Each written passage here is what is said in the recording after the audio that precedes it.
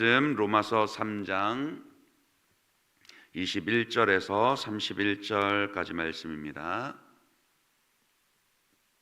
로마서 3장 21절에서 31절까지 말씀 교독하겠습니다. 이제는 율법 외에 하나님의 한 의가 나타났으니 율법과 선지자들에게 증거를 받은 것이라. 곧 예수 그리스도를 믿음으로 말미암아 모든 믿는 자에게 미치는 하나님의 의니 차별이 없느니라.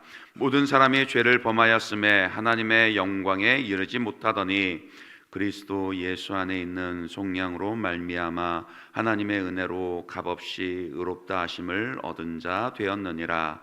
이 예수를 하나님이 그의 피로써 믿음으로 말미암는 화목제물로 세우셨으니 이는 하나님께서 길이 참으시는 중에 전에 지은 죄를 관과하심으로 자기의 의로우심을 나타내려 하심이니 곧 이때에 자기의 의로우심을 나타내사 자기도 의로우시며 또한 예수 믿는 자를 의롭다 하려 하심이라.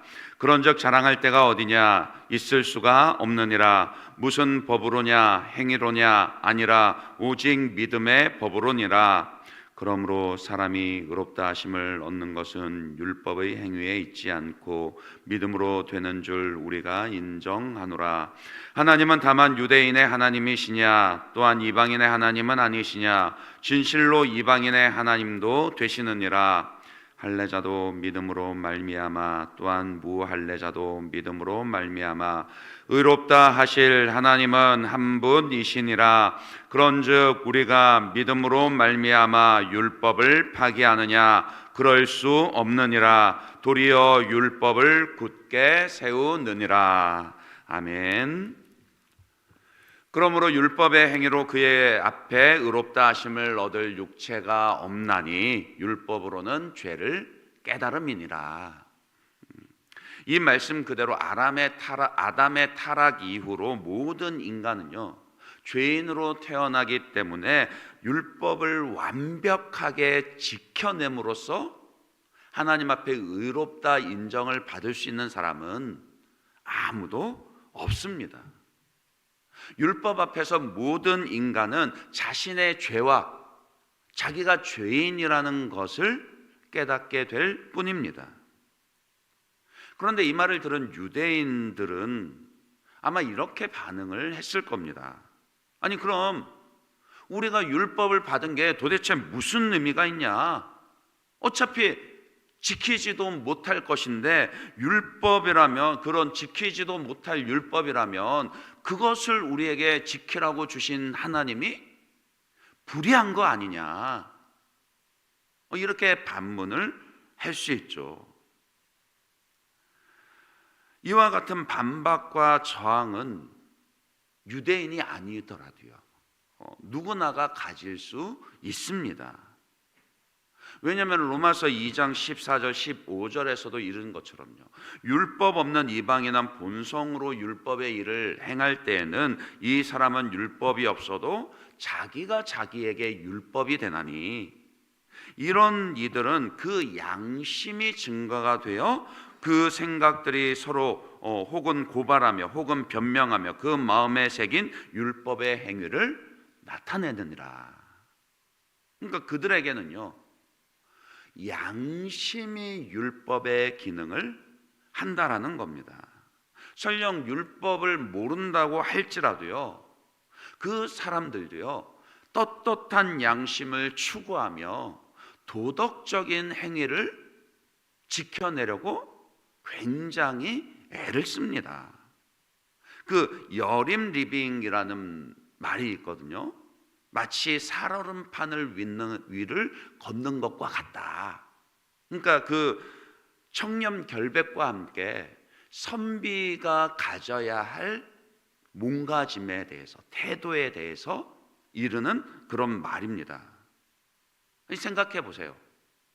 살얼음판이 깨지지 않도록 그 위에 한 걸음 한 걸음 체중을 실으면서 걷는다라는 게 쉽습니까? 아니요. 굉장히 조심스럽고 언행 하나하나에 정말 아주 세심한 주의를 기울여야만 하는 그런 태도입니다. 그러니까 세상에서 도덕적으로 살고 있는 사람들도요, 아주 굉장한 노력과 주의를 기울이고 있습니다.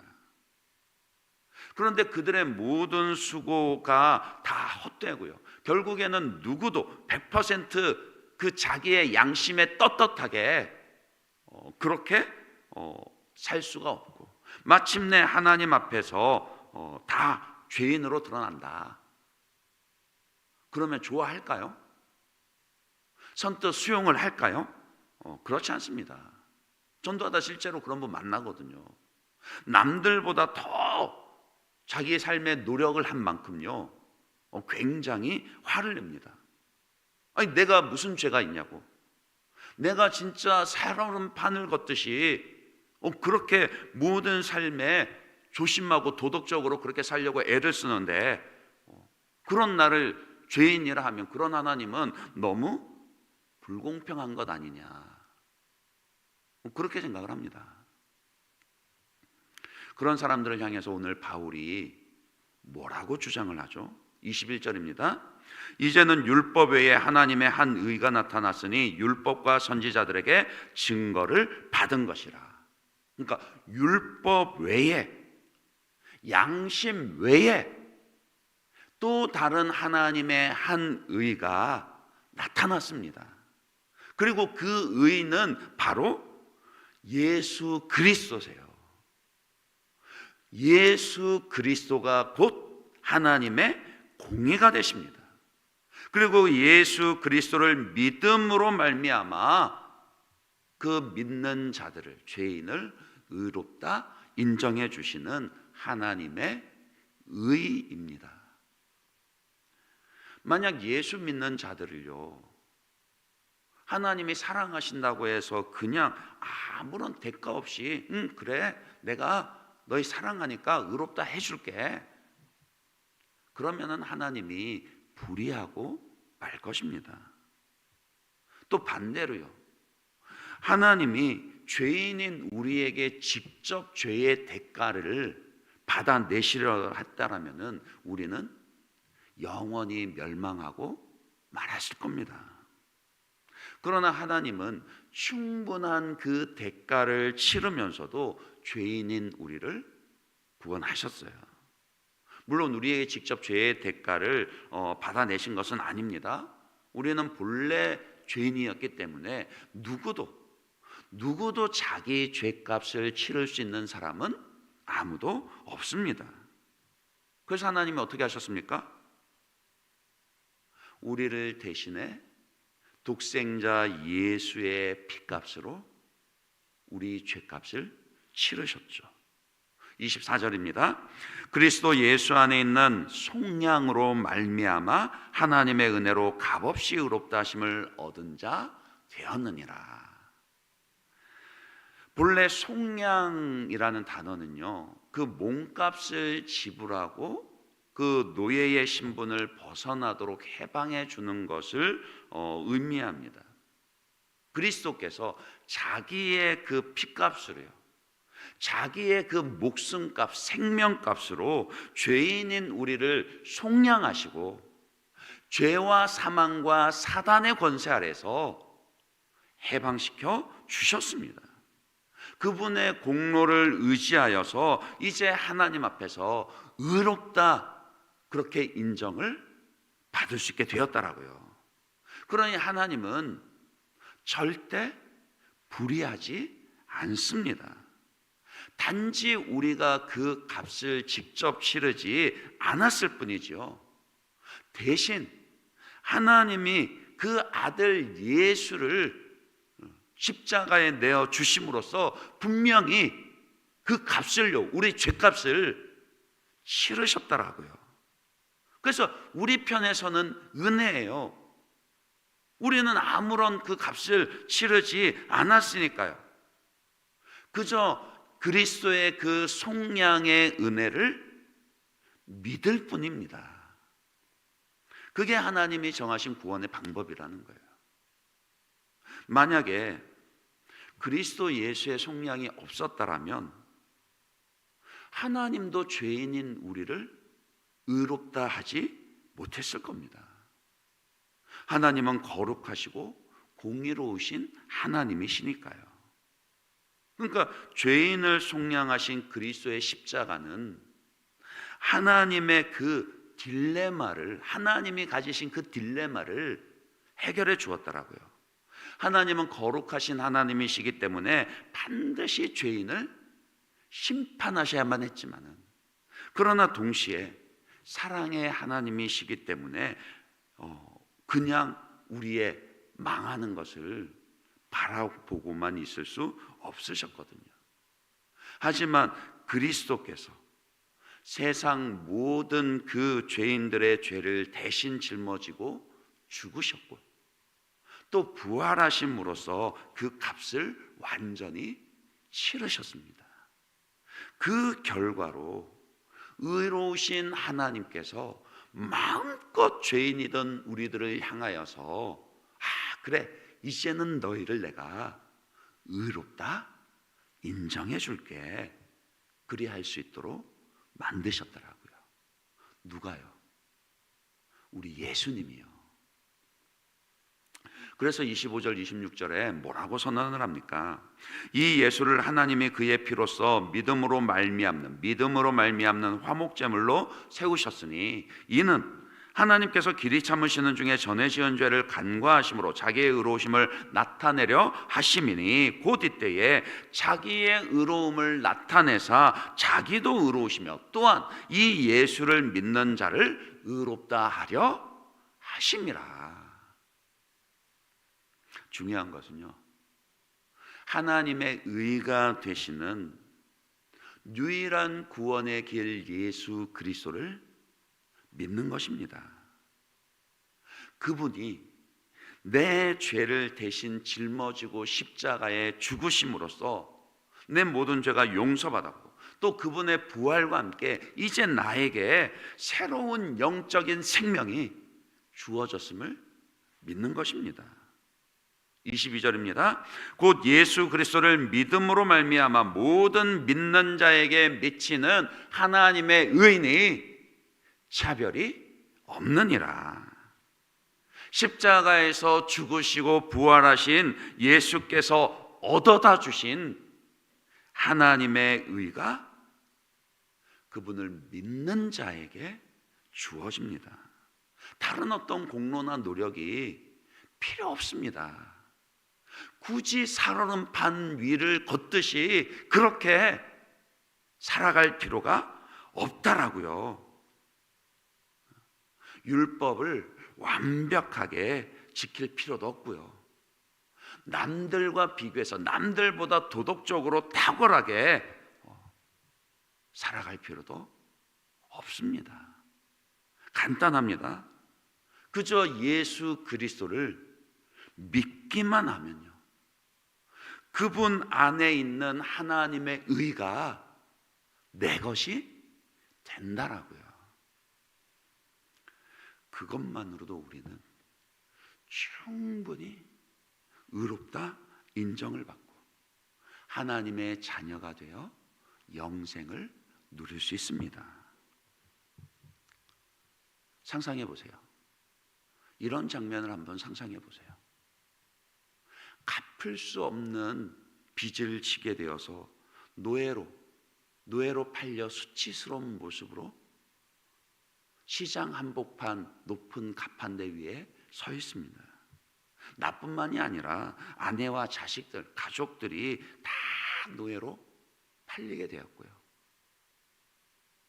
누구에게 팔려갈지 모르지만 이제 한 명씩 팔려나가면 졸지에 뿔뿔이 흩어지게 될 처지입니다. 그런데 갑자기 누군가 나타나서 나와 내 가족의 몸값을 다 지불하고 그 뇌가 팔린 그 노예 증서를 그 사람이 샀을 뿐만이 아니라 그 저주의 증서를 눈앞에서 쫙쫙 찢어버립니다. 그리고는 이제 자유다, 그렇게 선언을 해주는 거예요. 꼼짝없이 노예로 팔려가 앞으로 어떻게 될지 모르는 그 막막하고 암담한 저주와 그 절망 가운데서 이제 한순간에 자유의 몸이 되었으니까, 그렇다고 해서 이제 내 맘대로 살아야지, 그럴 수 있을까요? 누가 나와 내 가족의 그 노예 증서를 샀는지, 누가 해방을 가져다 주었는지 그것에 전혀 관심을 두지 않고 마치 내가 스스로 노예의 신분에서 벗어난 것처럼 그렇게 자기를 자랑하며 살 수 있을까요? 절대 그럴 수 없죠. 그럼에도 불구하고 자꾸 그런 식으로 믿음으로 얻는 구원을 예수님을 빼버린 채 무슨 공식으로만 생각을 하려 든다라는 거예요. 구원을 자꾸 그런 식으로 이해를 하고 생각을 하니 하나님의 의로우심을 온전히 받아들이지도 못할 뿐만이 아니라 구원 이후의 신앙이 올바르게 자라지를 못합니다. 예수를 믿고 난 이후에는요, 노예 증서처럼 마지못해서가 아니라, 억압에 의해서가 아니라 참된 구원의 믿음을 가진 사람은요, 당연히 예수님의 그 속량의 은혜에 감사하면서 자발적으로 그분을 주인으로 모시고 섬기기를 주저하지 않습니다. 남들은 자유를 사랑한다지만은 나는 복종을 좋아하여요. 자유를 모르는 것은 아니지만 당신에게는 복종만 하고 싶어요. 복종하고 싶은 대로 복종하는 것은 아름다운 자유보다 달콤합니다. 그것이 나의 행복입니다.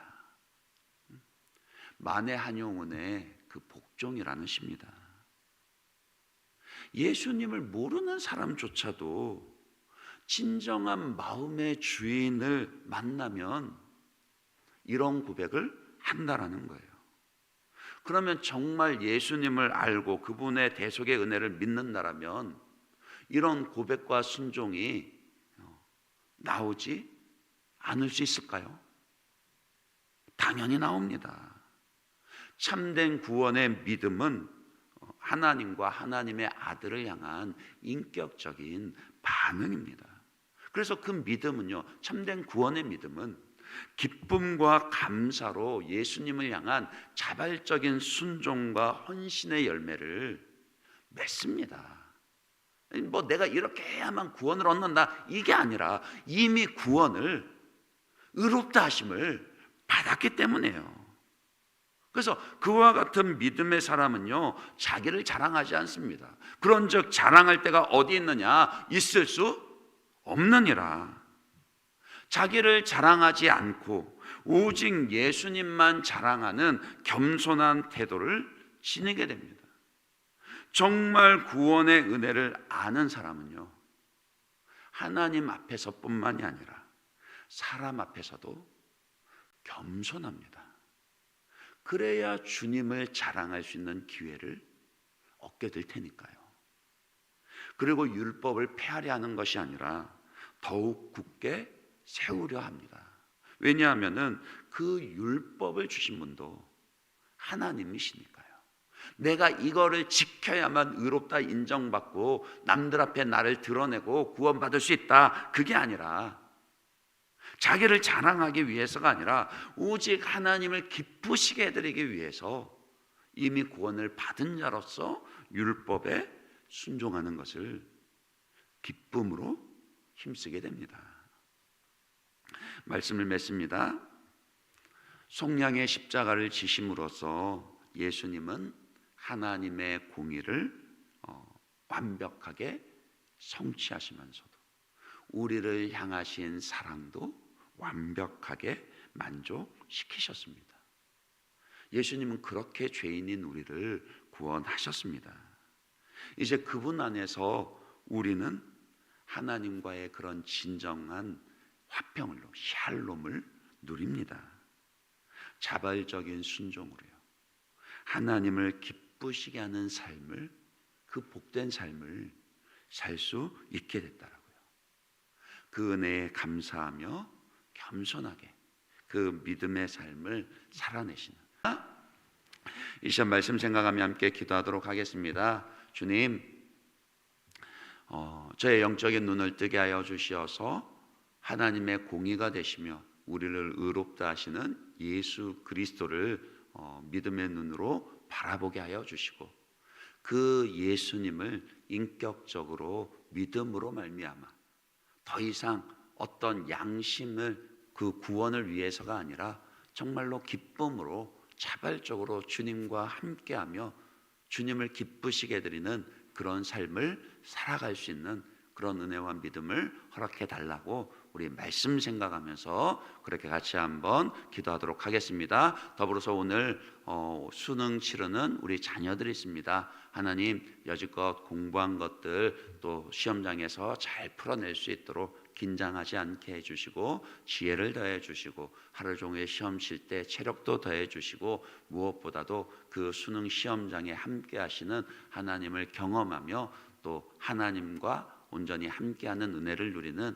그런 복된 날 되게 해달라고, 또 좋은 결과 있게 하시고, 또 대학에 가서도 그 믿음이 더욱더 성숙해 가는 우리 수험생 자녀들 되게 해달라고, 우리 고3 수험생 자녀들 위해서 그렇게 같이 한번 기도하시고, 여러분 각자 가지신 기도의 제목으로 자유롭게 기도하도록 하겠습니다. 같이 기도하겠습니다.